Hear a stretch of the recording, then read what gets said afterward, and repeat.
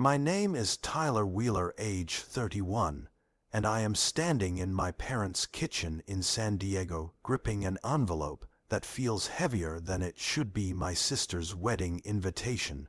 Tomorrow is supposed to be her big day, and I am supposed to be their smiling, polished, ready, proud mom.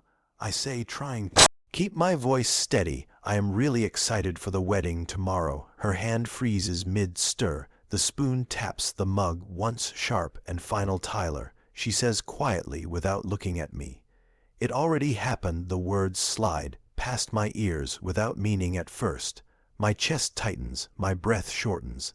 Invitation slips from my fingers and hits the counter. I snatch it back, up fast like reality might escape. What do you mean already happened? I ask, my voice shaking.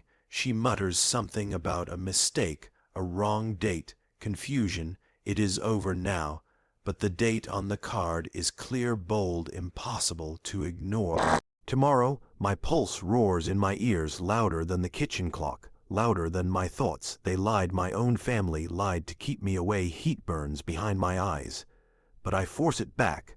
I will not cry. I will not beg. Something solid locks into place inside my chest. That night, I sat alone in my downtown condo, staring at the invitation, its elegant script, now cruel, every swirl mocking me, reminding me exactly where I stood. I had always been the dependable one, the safety net, the quiet solution. 3 years ago, my sister Vanessa chased her dreams, starting an event planning business. Big ideas, no backup plan. When her first major client backed out, she was left drowning under $12,000 in debt. She called me after midnight, voice shaking, promising she would repay me. I wired the money the next morning. No questions, no conditions, no thanks. Then my parents' house needed repairs, roof damage. Foundation cracks, $30,000, or they would lose it. I emptied savings built from years of overtime as a logistics manager. Dad muttered appreciation. Mom only nodded. I believed it meant something. It did not. I was never invited to holiday parties. Always too busy, according to Mom, too. Focused on work. Last Thanksgiving, I drove hours only to find the house empty. A text followed minutes later. We are at the neighbor's, sorry. I stood on that porch, keys dangling, feeling like an intruder in my own family. I paid their debts, fixed their problems, funded their trips, and still I was the outsider. My phone buzzed, pulling me back. My cousin, Mark, 40, freelance writer, and the only one who never sugarcoated you. Okay, man, he asked. I told him everything, the kitchen, the invitation, the lie. He exhaled slow, then said it straight. They planned it. Your sister said you would outshine her. Your confidence, your job. Mom backed her. My grip tightened. The sister I rescued thought my presence was a threat. Every ignored call, every joke about my career, every cold smile suddenly made sense. I paced the condo, city lights blinking outside, every memory sharper. Now I was never family. I was insurance. What are you going to do? Mark asked. I stopped pacing and stared at my reflection in the dark window. They thought erasing me would protect their perfect moment. They forgot who paid for the foundation holding their lives together. And tomorrow they would learn what happens when the guy they pushed aside finally stops carrying everything. Tomorrow was supposed to be her wedding day, but it would become the first day my family realized what losing me really meant. The next morning I woke before sunrise, my phone silent, my mind loud. Mark's words still echoing in my head. They planned it. Your sister did not want you there. I sat on the edge of my bed, staring at the ceiling, realizing something uncomfortable. This was not sudden. This was years in the making. Every favor, every wire transfer, every excuse I accepted had trained them to see me as optional. I showered, dressed slowly, not for a wedding, but for a confrontation. By 8, I was driving through San Diego streets, hands tight on the wheel, heart pounding, but my thoughts clear. For the first time in years, I was not going to apologize for existing. I pulled into my parents' driveway, the same house I helped save, the same walls I paid to keep. Standing, I knocked hard once, twice, 3 times. Mom opened the door, her smile, forced eyes, nervous. Tyler, why are you here so early? I stepped past her into the living room. Dad sat in his chair, coffee in hand, avoiding my eyes. My sister Vanessa lounged on the couch, scrolling her phone, already dressed. Glowing calm, the room froze when they saw my face. Why did you lie to keep me from the wedding? I asked, my voice steady, sharp. Mom started to speak, but stopped. Vanessa looked up slowly, then rolled her eyes. Fine, she said, I did not want you there. The words landed heavy, but clean. You always make everything about you, your job, your confidence. People notice you, and I wanted one day that was just mine. I stared at her, stunned, not by the cruelty, but by the honesty. I paid your debts, I said quietly. I kept this house standing. I showed up every time Mom stepped between us. Tyler, you do not understand. You make us feel small. She said, you are too independent. Dad stayed silent, staring into his cup. That silence told me everything. I laughed, once short, bitter. So you lied instead of telling me the truth. Vanessa shrugged. It was easier this way, easier. I felt something detach inside me like a cord snapping clean. I am done being your backup. I said, done being your solution. Vanessa scoffed. You are overreacting. Mom reached for my arm. Tyler, we are family. Do not do this. But family does not erase you, then ask for more. I turned toward the door, pausing only once. This is not over, I said. Vanessa laughed behind me. What are you going to do? Punish us? I did not answer. I drove straight to my office downtown, my hands steady now, my anger focused. I unlocked a drawer and pulled out a folder, thick, heavy, untouched. For years inside were documents I never thought I would need. Deeds, contracts, bank records. 5 years ago, my parents were drowning. Medical bills, bad investments, about to lose their beach property in La Jolla. I bought it outright, $200,000. Every dollar mine, legally mine. I let them live their rent-free, believing family meant something. I stared at the deed, my name bold and undeniable. My phone buzzed. Mark again. I told him everything, the confrontation, the admission, the silence. Then I told him about the house. You own it. He said, stunned, they never told anyone. I replied, Mark's voice hardened. Then listen to me. They have been using you. Stop letting them. I dialed my lawyer. Next, Linda Harris, sharp, focused, never sentimental. She arrived within an hour, reviewing everything calmly. You own it, completely. She said, no claims, no loopholes. They live there because you allow it. Not anymore, I said. She nodded. Then I will prepare notices today. As she left, my phone buzz again.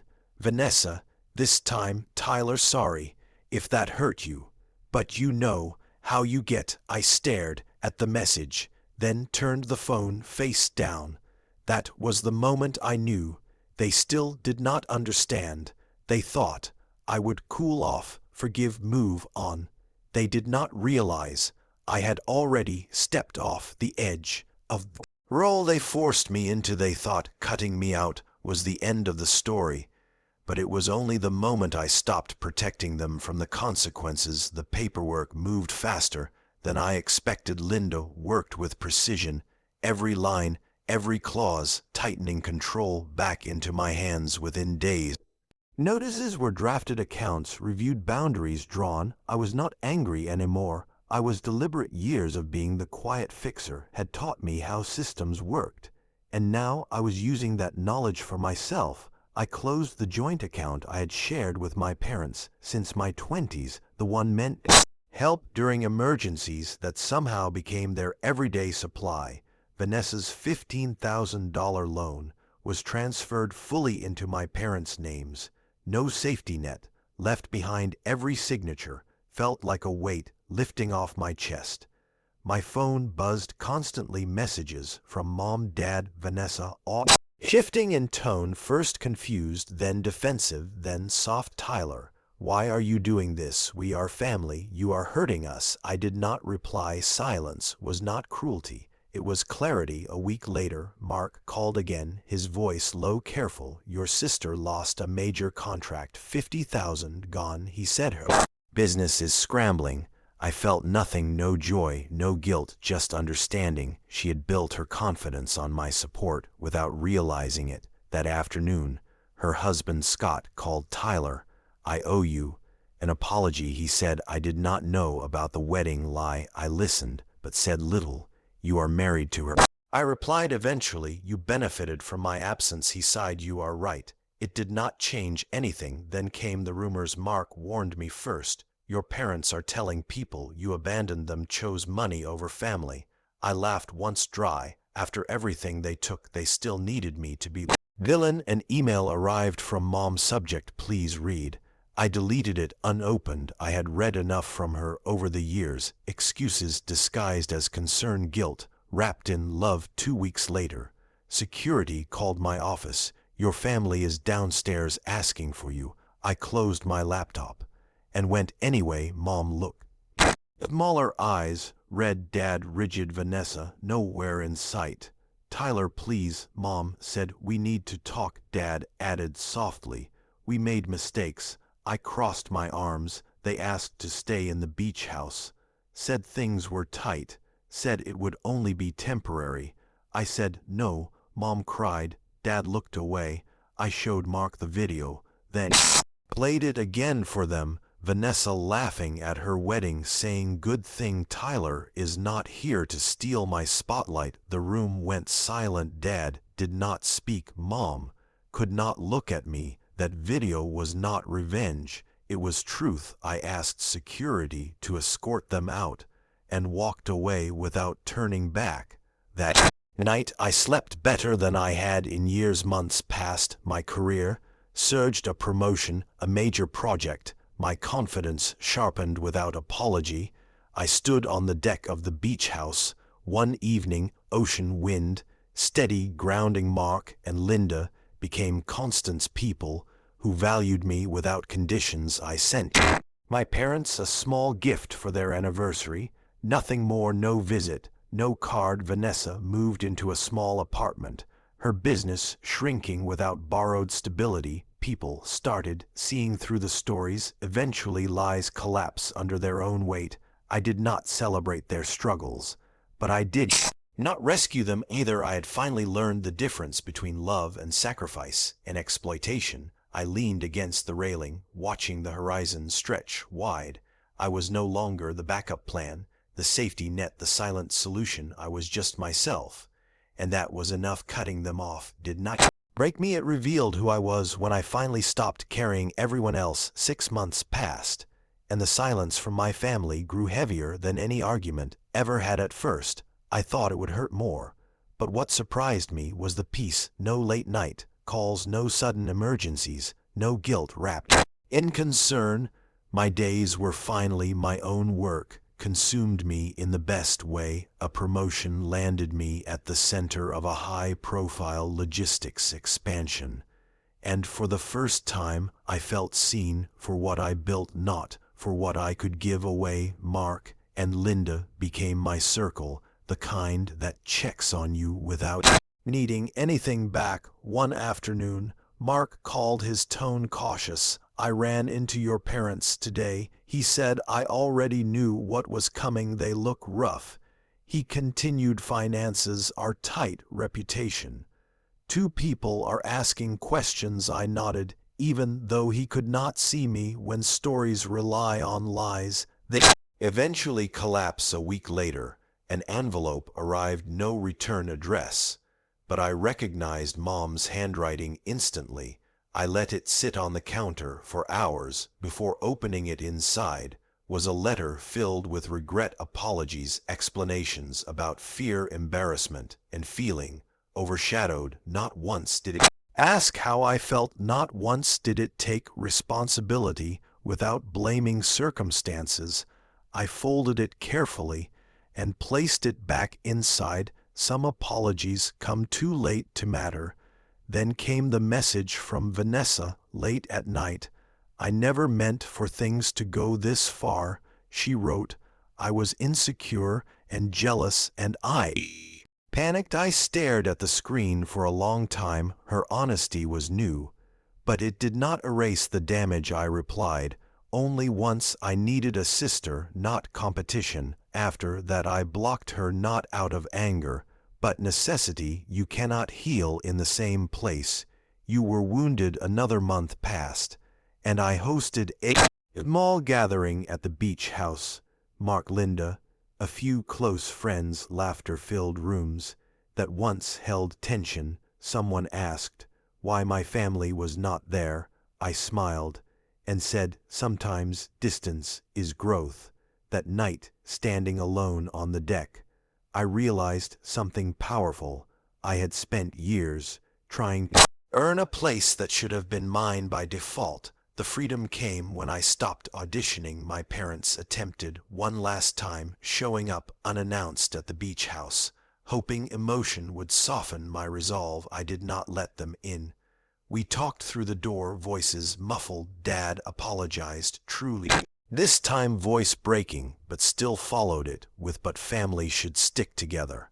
I answered calmly, family should not erase one member to protect another. They left without shouting, without resolution. And that was okay. Closure does not always look like reconciliation. Sometimes it looks like boundaries held firm. Word spread quietly in the community. Truth has a way of surfacing when people stop defending lies. The same neighbors who once believed the stories now nodded to me with understanding. I did not explain myself. I did not need to. Time did the work for me. On the anniversary of wedding I was not invited to, I took a solo trip up the coast. I watched the sunset alone and felt no bitterness, just clarity. I had chosen myself, and nothing collapsed except the illusion that I needed their approval. I was no longer the man they used when things fell apart. I was the man who walked away and built something better, something real. Losing them felt like loss at first, but it turned out to be the beginning of the life I was always meant to live. A year after the wedding I was never meant to attend, I barely recognized the version of myself who once stood in that kitchen gripping an invitation. Time had not erased the memory, but it had stripped it of power. I moved through my days, lighter, clearer, no longer waiting for approval that never came. My career reached a level I once thought required sacrifice of self-respect.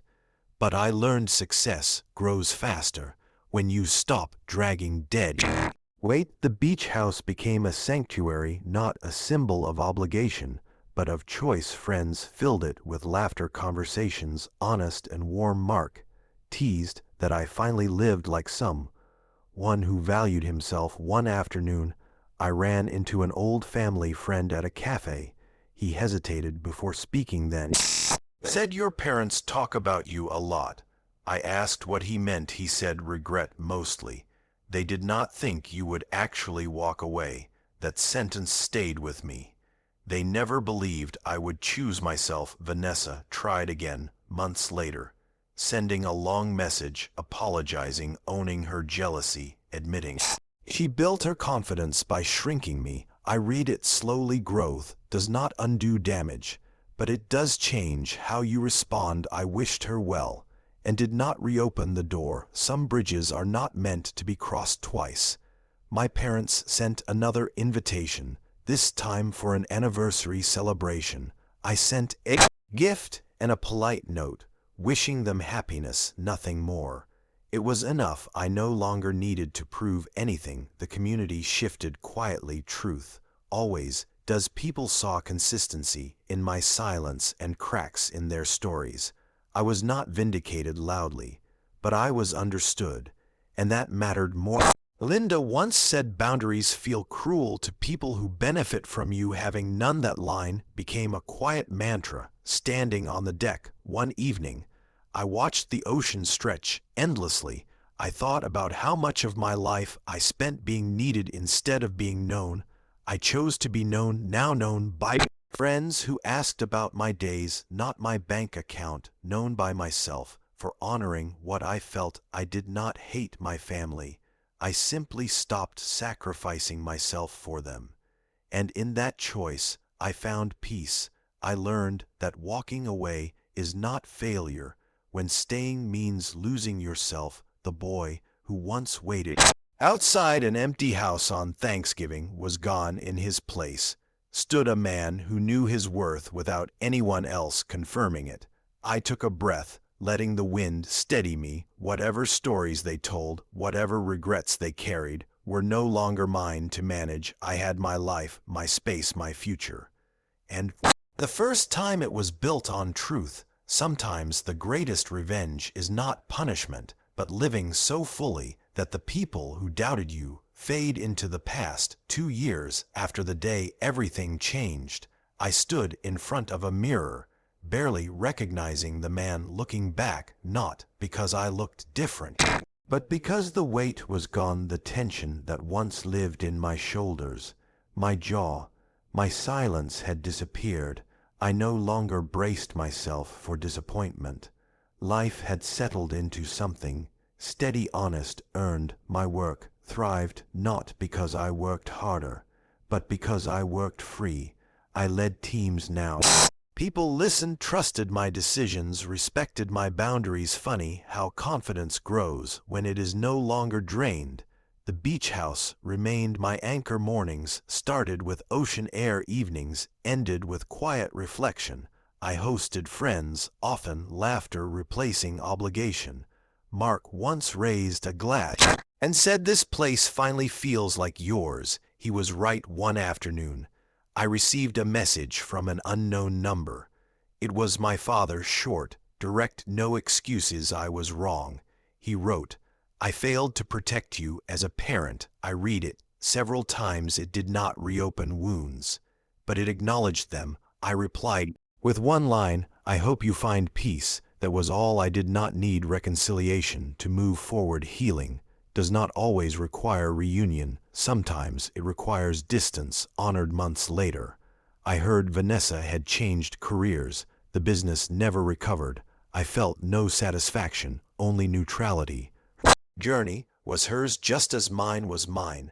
My parents downsized, moved quietly out of the community that once believed their version of events. Truth does not chase, it waits. Eventually, it stands alone. On a quiet evening, I walked the shoreline, letting waves wash over my feet. I thought about how long I confused loyalty with self-abandonment. How many people do that, hoping love will finally choose them back. It does not love that requires you to disappear. Is not love the greatest lesson I learned?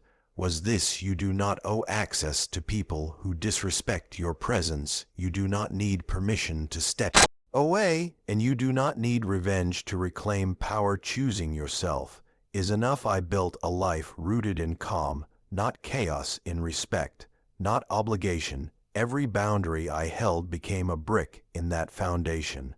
I no longer feared being alone. I feared returning to the version of myself who accepted less than he deserved. As the sun dipped below the horizon, I felt gratitude, not for what I lost, but for what I gained: clarity, strength, peace. If my story reaches someone standing in a kitchen holding an invitation that feels like a lie, hear this: you are not difficult for wanting honesty. You are not selfish for protecting your heart, and you are not weak for walking away. Sometimes the strongest move is stepping out of the role that breaks you. I did. And everything changed. If this story felt familiar, then maybe it is time you choose yourself too.